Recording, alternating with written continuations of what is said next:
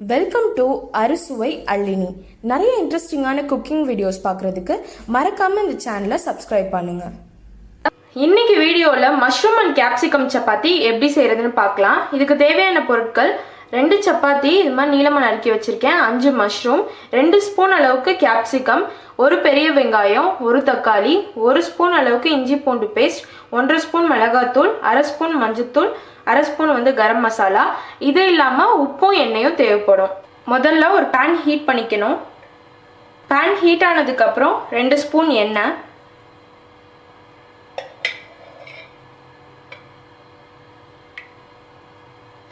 எண்ணெய் சூடாயிடுச்சு. இப்போ நறுக்கி வச்சிருக்க வெங்காயம் ஆட் பண்ணிக்கிறேன்.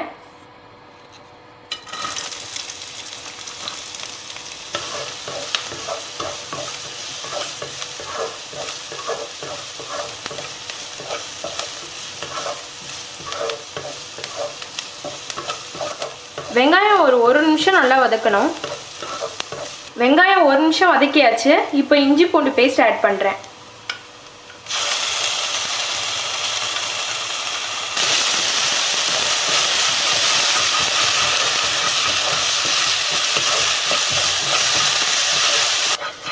இதை சிம்மில் வச்சு ஒரு நிமிஷம் நல்லா வதக்கணும்.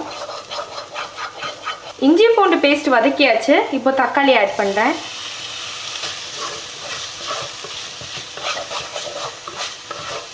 இது எல்லாத்தையும் நல்லா மிக்ஸ் பண்ணிக்கணும். இதுக்கு தேவையான அளவு உப்பு ஆட் பண்ணிக்கிறேன். தக்காளி நல்லா வதங்குறதுக்கு முன்னாடியே மஷ்ரூம் ஆட் பண்ணிக்கிறேன்.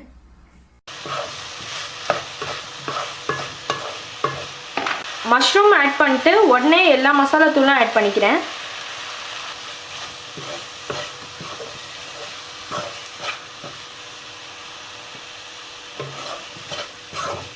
நல்லா சிம்மில் வச்சுக்கோங்க.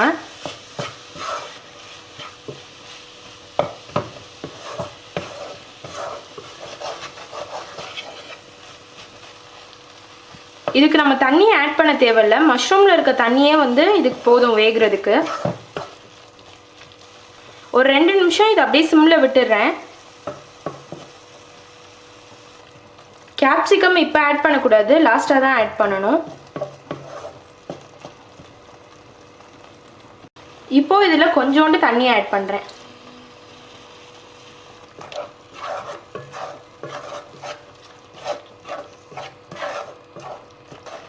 ஒரு 2 நிமிஷம் இது நல்லா குக் ஆகட்டும்.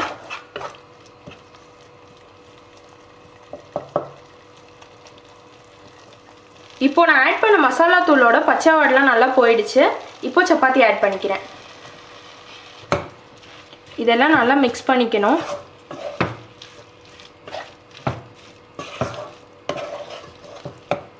சப்பாத்தி இந்த கிரேவியோட நல்லா மிக்ஸ் பண்ணிவிட்டு லாஸ்ட்டாக கேப்சிகம் ஆட் பண்ணுறேன். இப்போ இது எல்லாத்தையும் நல்லா மிக்ஸ் பண்ணிக்கணும்.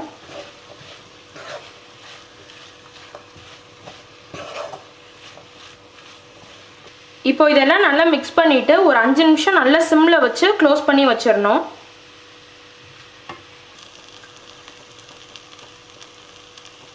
இப்போ 5 மினிட்ஸ் சிம்மில் வச்சாச்சு.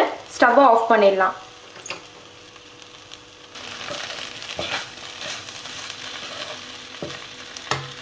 இப்போ டேஸ்டியான mushroom and capsicum chapati ready ஆயிடுச்சு.